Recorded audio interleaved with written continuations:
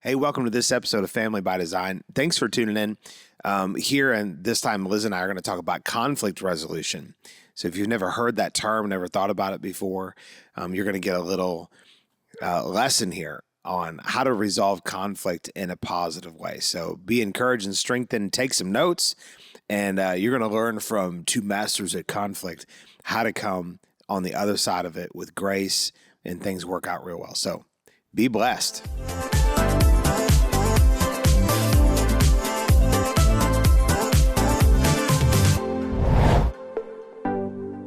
Okay, so this is the next episode in this, this coming together. And I don't know if I really mentioned this, but this was something that this whole series was something that the Lord just dropped into my heart, like almost in a moment. In a moment, and then yeah. we just brought this all together. We ran with it, yeah. So the next thing we want to talk about is about conflict resolution. And I wanted to title this is Fighting Normal, because I wanted to deal with like people having arguments and fights, because that does happen in marriage. Yeah, it does. Some more than others. And so, but I felt like, is fighting normal? I don't think that was really what I was trying to capture, but people do experience that. But one of the things that's so important is to develop skills for conflict and to where you have conflict resolution. So whenever there is conflict in any kind of engagement with people, you should possess the skills to be able to come out on the other side of it, not mad, angry, offended, whatever, but coming together stronger. So every conflict we work through, we actually become stronger because we build trust for the other person, because it's like now we face this thing and we see that they still love me and I still love them, and we can work through the thing. Now trust is automatically built greater, because trust is built really by definition. Trust is built through conflict. So a lot of people end up in marriages and relationships to where even after 10, 20, 30, 40 years, they still don't trust their I was going to say their partner, but that's not a word you use nowadays. They don't trust their spouse. Right? Even that almost can't be used. It's wife or husband. Let's be very specific. And they don't, because they've never really learned how to work through conflict and come to the other side of it with a positive outcome, with a positive result. When you have two people that are born spiritually dead into a world that has fallen, raised in whatever kind of environment they come together, there's a lot of different ideals floating around there. And even when you come together in marriage, even if there's people that are equally yoked, I would say a good portion of people that get married are not equally yoked, and then they figure it out from that point. But even the ones that are equally yoked, they still have conflict that they have to deal with. Yeah. So we're going to talk about conflict resolution, about how to do this. And I think the number one thing, the first thing we have to realize is that it is a skill set that must be acquired and developed. And I would say, if you got the Spirit of God living on the inside of you, you do have the ability to have positive conflict, to have conflict resolution in a positive way.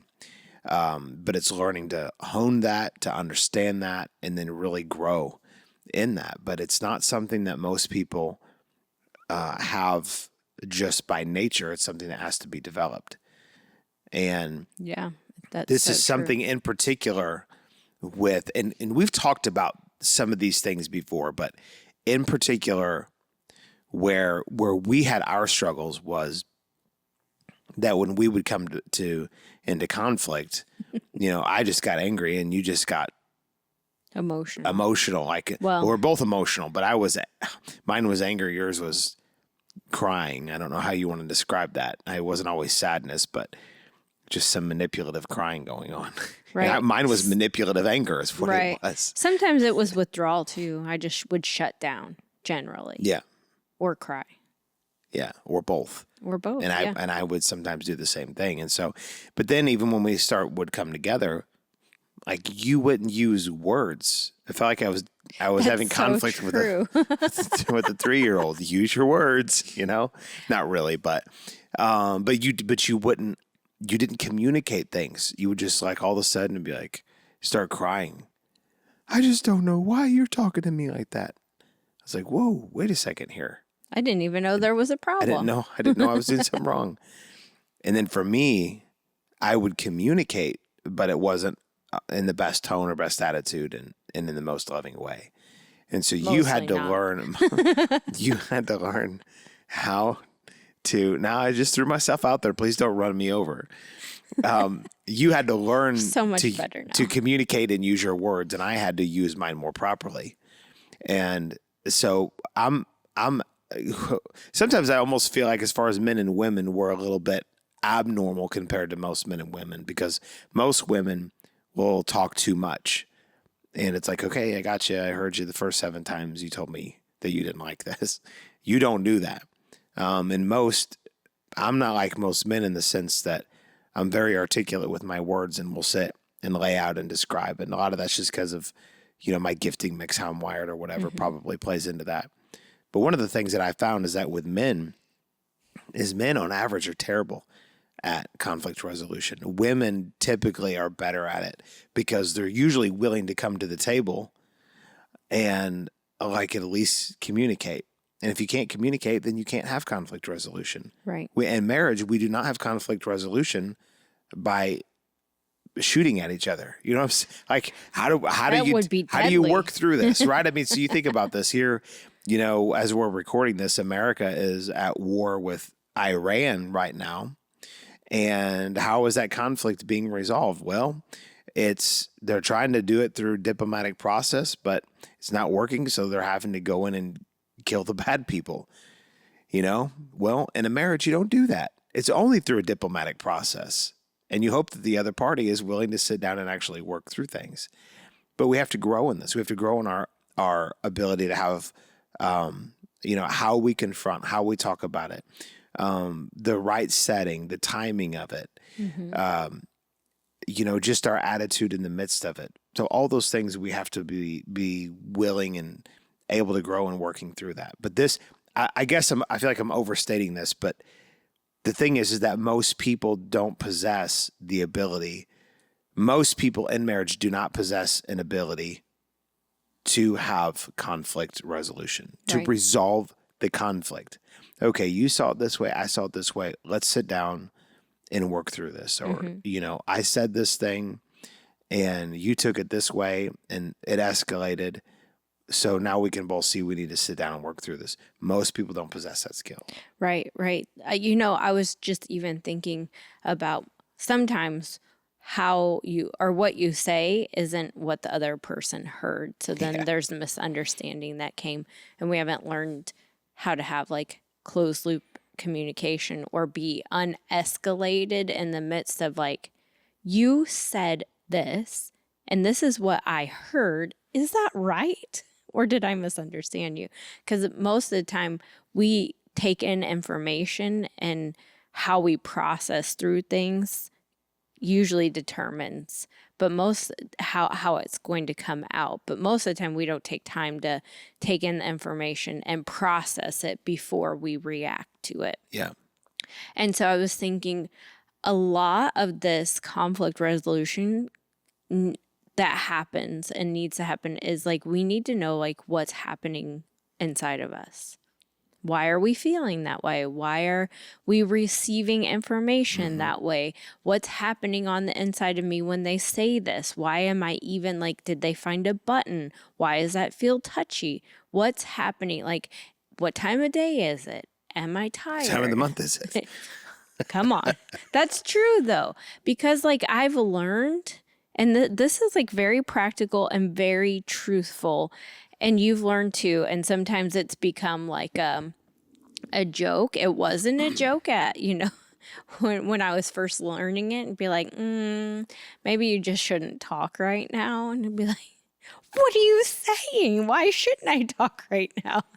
And I was being Point offended. proven. Yeah, offended because my emotions were high, and it was because it was that time of the month, which is a real thing. But like, I needed to process through that instead of my emotions controlling me. I needed to be like, oh, I know why I feel extra angry. Like the other day, I just told you, I'm going to cry. And there's not even any reason for me to cry. There's nothing bad happening. Everything's fine. I just feel like I'm going to cry and I don't have a reason. You're like, okay. And then you said something later and then I cried because I At react. that point, I literally just was like, I'm walking away. You did. This is out of my control.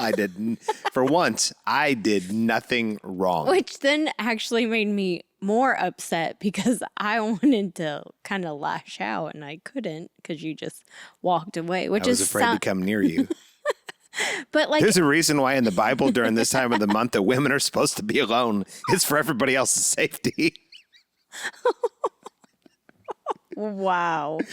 Anyways, but it's important that we know what's happening on the inside of us before we react and try to have some conflict resolution. Right. I was also thinking about this, and this is really like huge, is that most of the time, not that we have conflict, it's because there's unresolved conflict that's happened In us.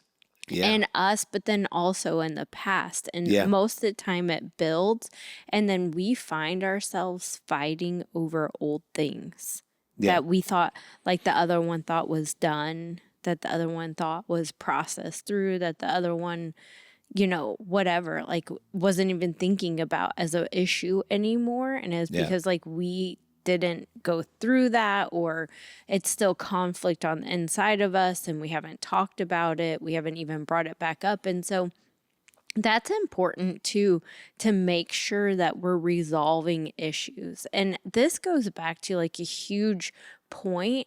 And one thing that I learned, and this is so valuable in life, but especially in marriage, is that we hold records of wrongs and we're willing to throw up old things, especially.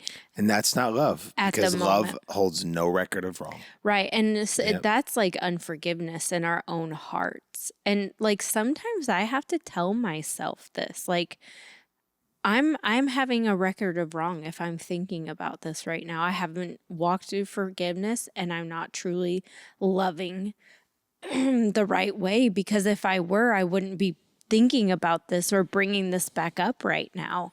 And that's actually not fair to do. That isn't love. That's outside of honor.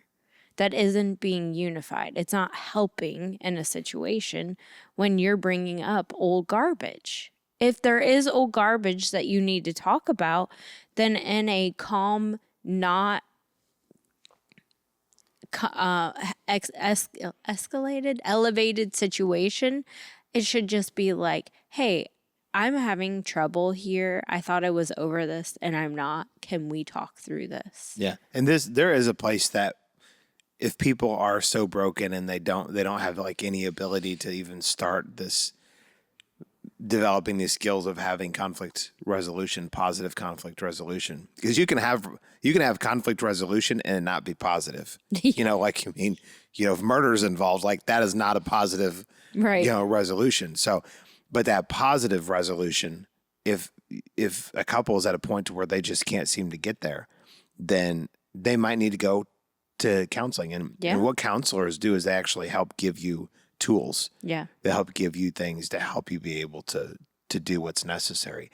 And the thing is that people have to learn to just really come to this place to be real in them about what's happening. Yeah. And not blame it on the other person. Sometimes it is the other person, but oftentimes it's you. And if you're wrong 20% of the time, well, then, or you're 20% wrong in the situation, you have to own up to your part. Even if the person's more wrong, you have to deal with you.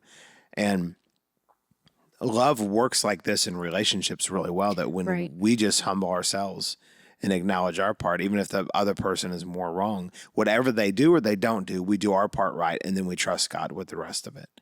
And that, to me, that's one of the first things in conflict resolution is like, you do your part. You humble yourself.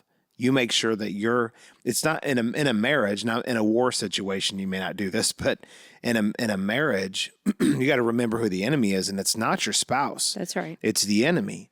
And so humbling yourself to your spouse is not weakness. It's meekness and it's strength. Yeah. And so when we do this and we humble ourselves it helps to build trust long term, but even short term, to be like, okay, well, they've lowered themselves. They're acknowledging they're wrong. They want to make things right. And they can see that they're not totally right in this situation. Maybe I ought to do the same thing. And so it's a really quick way to de-escalate, to go to the person and say, and not say I'm sorry, but say I am sorry that I yelled.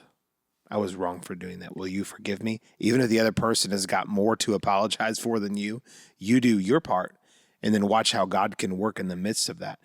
But we have to understand. I mean, I always say this is the first thing, or this is the starting point. So let me throw out another starting point here.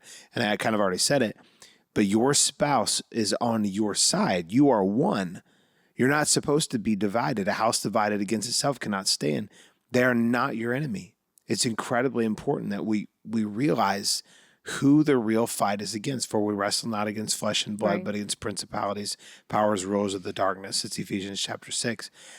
The flesh and blood are never our enemy. Now, in the natural, sometimes, like, just going back to the idea of like a war, one country to the next, sometimes it's necessary to take out your enemy, because even though your fight isn't against them, they're so given over to the enemy, they're going to kill you and everything you love. Sometimes that's a part of war. That's necessary. That's biblical. But when you're talking about your spouse, never at any point can you look at them and think they're the problem. No. The enemy is the problem. Now, their emotions and the way that they're thinking might be in the mix, and it needs a lot of renewal, but you have to fight for your marriage, not fight against it.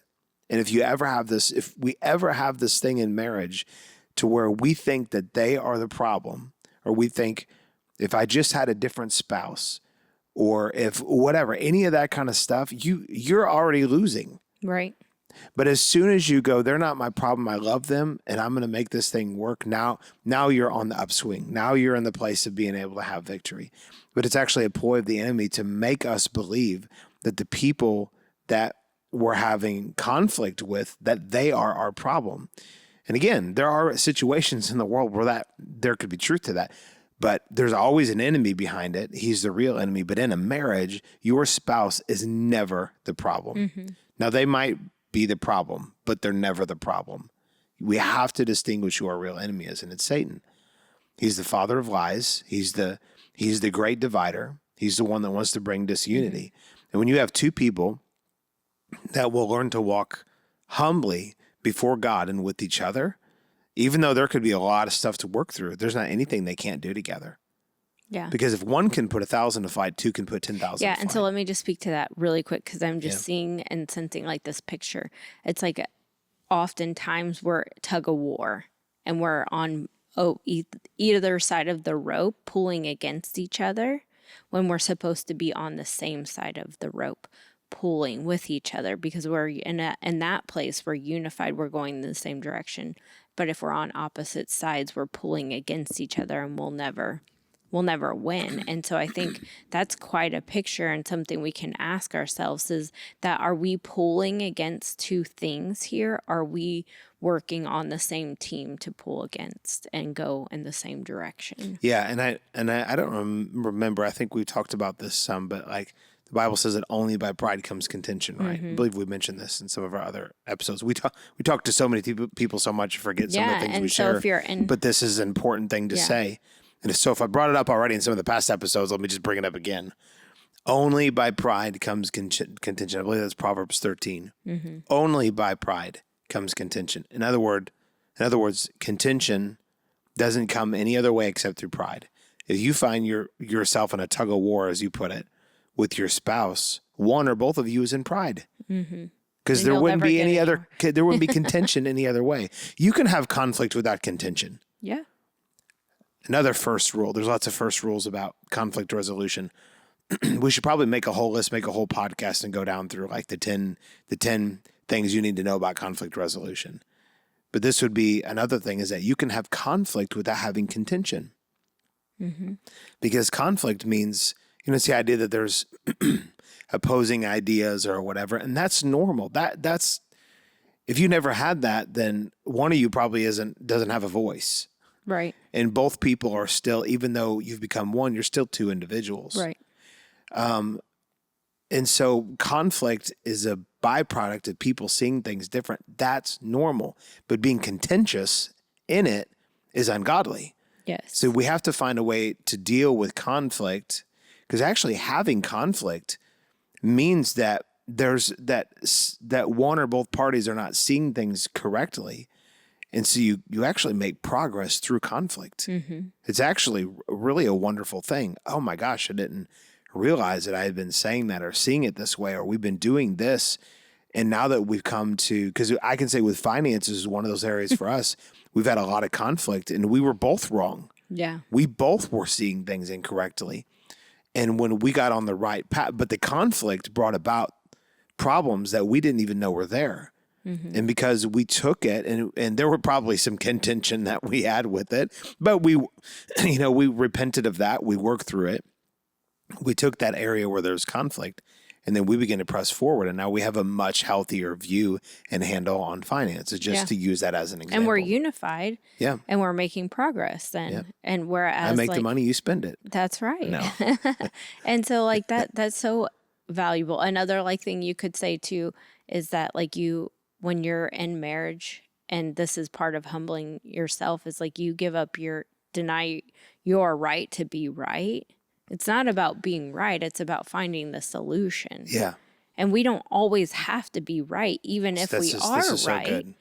What does that matter? And how is that going to help anything if you're just like, I'm right and you're wrong? Yeah. It should be more like, let's come to some resolve, because I'm going to value your opinion and what it is that you're saying in this so that I can understand you. Yeah. Because that's what it usually is like we need to seek to understand and then bring value to what it is they're saying, even if they're right or wrong. This is right. The work comes in understanding the other person, not giving your opinion. Your opinion is, you always have an opinion. Big deal. It's not a big deal to come and express that. It's a big deal, and it takes work to sit and listen to understand the other person's heart in the matter. Right. Even if they're totally right, part of working through conflict is the other person knowing that you care for them and want to hear what they have to say. Right. Yeah. That's adding value, which brings connection. It does. And we want to be connected. And so actually in the next episode, we're going to talk about connectivity. All right. All right. Thanks for tuning in to Family by Design. We're so thankful you took this time to listen and participate with Liz and I as we discuss these very important things concerning marriage and family. If you're blessed by this ministry, in particular this podcast, we'd love it if you would leave a review. It'll absolutely help boost our ratings and help other people to be able to find this podcast to bless them as well.